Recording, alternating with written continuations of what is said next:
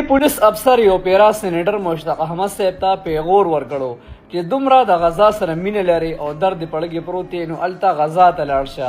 دلته اسلام آباد کې څه کې الحمدلله نن سېنیټر مشتاق احمد صاحب به ذات خود باندې غزا ته هم لاړو.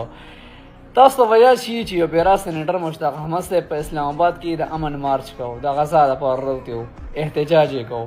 صحیح شو. نو دی پولیس افسر ورته دا پیغور ورکړو چې ته دومره د غزا سره مینه ساتي او همدردي پړګې پرته دلته غزا ته لاړ شه.